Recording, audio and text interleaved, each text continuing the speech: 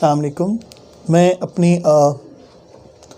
दूसरी वीडियो के साथ ह्यूमन एक्सक्रीटरी सिस्टम की दूसरी वीडियो के साथ हाज़िर हूँ और आज मैंने आपको पढ़ाना है structure and function of human nephron.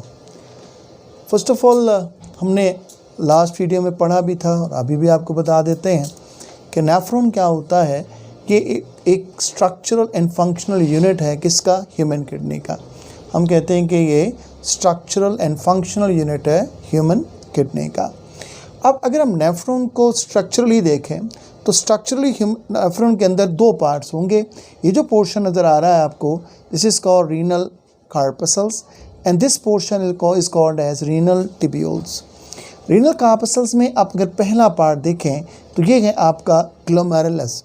Glomerulus जो है ये टफ कैपिलरीज होता है और इस कैपिलरीज के अंदर स्मॉल पोर्स होते हैं जिसके ज़रिए से फिल्ट्रेशन होती है आपकी मटेरियल्स की अदर देन ब्लड सेल्स। अब इसको कवर किया होता है एक थिन डबल वॉल स्ट्रक्चर ने, और ये जो थिन डबल वॉल स्ट्रक्चर है ये क्या कहलाता है, बाउमन कैप्सूल। और इसका नाम एक साइंटिस्ट बाउमन के नाम पे रखा है और इसका स्ट्रक्चर जो है कैप्सुलर है, इसीलिए हम इसको बाउमन कैप्सूल कहते हैं। बाउमन कैप्सूल जो है ये ओपन होता है ट्यूबुलर पार्ट में। ट्यूबुलर पार्ट जो होते हैं इसके तीन पार्ट्स होते हैं। एक होता है प्रॉक्सिमल कॉन्वोल्यूटेड ट्यूब्यूल्स, एक होता है लूप ऑफ हेनले और तीसरा होता है distal convoluted tubules. Proximal convoluted tubules जो होता है इसके अंदर माइक्रोविलाई होता है जो कि रीअब्जॉर्प्शन करते हैं किसकी, मटेरियल की। जबकि लूप ऑफ हेनले में एक लूप डिसेंडिंग लूप होता है और एक असेंडिंग लूप होता है। डिसेंडिंग लूप जो होता है इसकी स्पेशलिटी ये है कि ये परमिएबल टू वाटर होता है, यानी यहाँ से तमाम वाटर ये एब्सॉर्ब होता है। जबकि जो असेंडिंग लूप है इसकी स्पेशलिटी ये होती है कि जब ये फिल्ट्रेट अपवर्ड मूव करता है तो इसकी जो वॉल्स होती हैं ये आपकी इम्परमिएबल होती हैं किसके लिए, सॉल्ट के लिए, लेकिन और एज वेल एज वाटर के लिए। लिहाजा यहाँ से एक्टिवली मूव करता है साल्ट आउट। ये जो आपका लास्ट में आ जाता है डिस्टल कॉन्वोल्यूटेड ट्यूब्यूल्स, और ये जो डिस्टल कॉन्वोल्यूटेड ट्यूब्यूल्स होता है ये आपका एब्जॉर्प्शन करता है वाटर को और फाइनली ये ओपन हो जाता है किसके अंदर, आपकी जो है कलेक्टिंग डक्ट के अंदर। अब अगर हम इसका फंक्शनल यूनिट देखें और बिफोर फंक्शनल यूनिट अगर हम इसकी ब्लड सप्लाई देखें तो हमें मालूम है कि रीनल आर्टरी जो है ये आपकी कॉर्टेक्स रीजन के अंदर क्या प्रोड्यूस कर देती है, afferent arteriole. Afferent arteriole glomerulus produce करती हैं, ग्लोमेरुलस कैपिलरीज प्रोड्यूस करती हैं। ये जो ग्लोमेरुलस कैपिलरीज जो हैं ये प्रोड्यूस करते हैं एफरेंट आर्ट्रियोल्स। एफरेंट आर्ट्रियोल्स जो होते हैं ये प्रोड्यूस करते हैं आपकी फर्दर कैपिलरीज जिन्हें हम जो है पेरिट्यूबुलर कैपिलरीज कहते हैं। ये पेरिट्यूबुलर कैपिलरीज जो हैं ये एक नेटवर्क डेवलप करती हैं डाउन द लूप, और ये जो नेटवर्क होता है इस नेटवर्क को हम कहते हैं वेजा रेक्टा। और ये वेजा रेक्टा जो है ये ओपन होता है रीनल वीन के अंदर, और रीनल वीन ओपन होती है इन्फीरियर वेना कावा के अंदर, और इन्फीरियर वेना कावा जो होता है वो जो है आपका ब्लड पहुंचा देती है ब्लड को right artery. Now next portion is the blood जो है function of kidney. Function of kidney को समझने के लिए हमें ये मालूम होना चाहिए कि किडनी के दो मेन फंक्शन होते हैं। पहला जो है वो है यूरिन फॉर्मेशन और दूसरा जो है वो ऑस्मो रेगुलेशन होता है।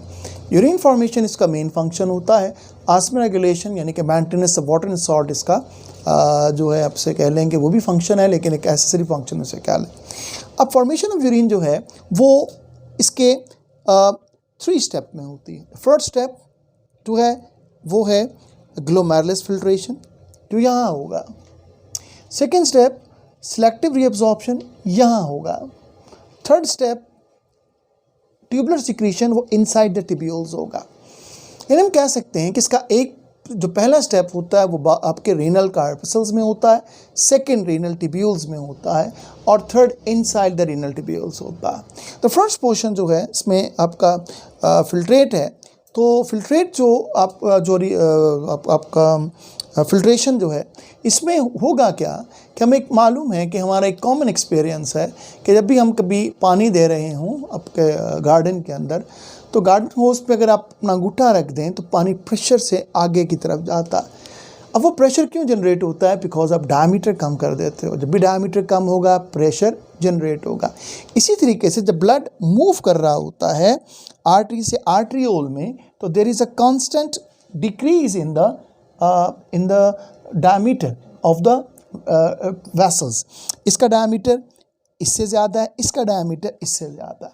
और नॉर्मली अगर आप बात करें तो आप कह सकते हैं, दो चीज़ें आप याद रखिएगा कि जो इफरेंट आर्ट्रियोल है, इफरेंट आर्ट्रियोल, इसका डायमीटर जो होता है ये जो है of is half than the afferent arteriole. तो यहाँ आके ये हाफ रह जाता है, कॉन्स्टेंट रिडक्शन होता है। दूसरी बात ये है कि जो ग्लोमेरुलस जो आपका ये पोर्शन होता है, इसके अंदर हाई ब्लड प्रेशर होता है। किसी भी कैपिलरी जो है बेड से जो ग्लोमेरुलस होता है उसका ब्लड प्रेशर सबसे ज़्यादा होता है, because there is constant decrease in the diameter, that's why यहाँ पर प्रेशर एक डेवलप होता है, हाई ब्लड प्रेशर डेवलप होता है।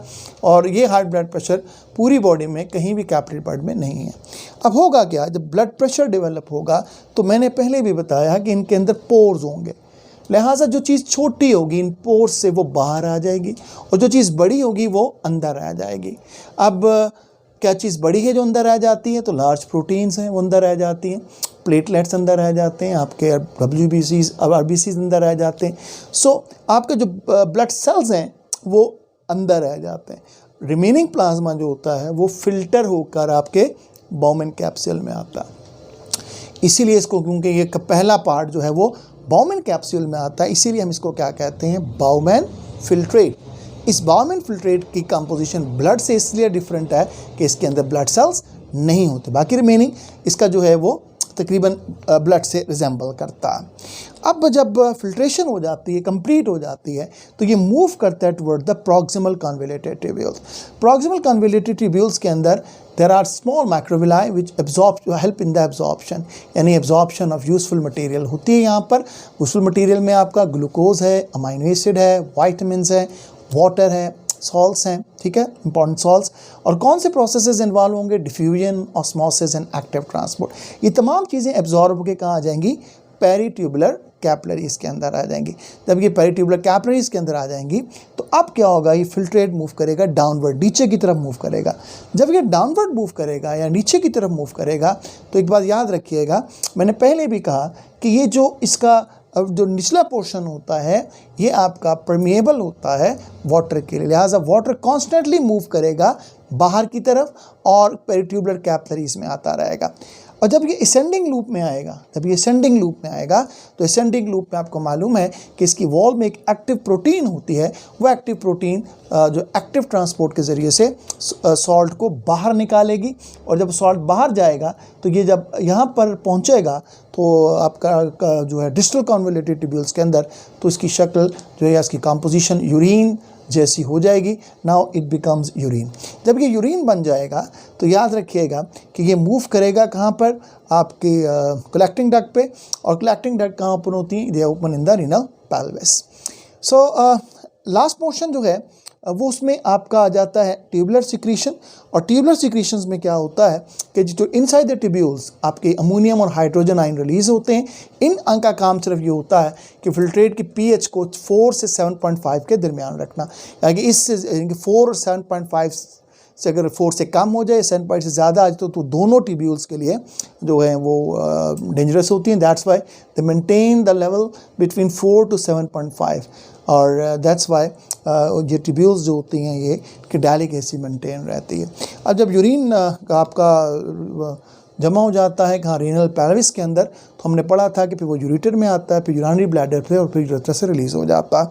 तो ये आपका एक ओवरव्यू है आपके नेफ्रॉन का। So I am going to summarize the whole process simply. So we know that what the nephron is. The nephron is the structural and the functional unit of the human kidney. We know that structurally we have two parts of the nephron. The first one is the renal corpuscles and the second one is the renal tubules. As soon as concerned with the renal corpuscles, so we know that the renal corpuscles has two portions, the glomerulus and the Bowman capsule. The highly convoluted capsule, the highly network of capillaries is called as glomerulus, and these glomerulus capillary has a spores.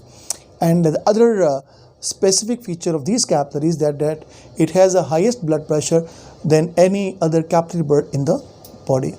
The second one, the Bowman capsule, which is capsular structure which enclose the glomerulus. As soon as concerned with the tubule, the first is convoluted tubules. The second one is the loop of Henle, which has two loops, descending loop and the ascending loop, and the final one is the portion is called as distal convoluted tubules, which open into the collecting duct.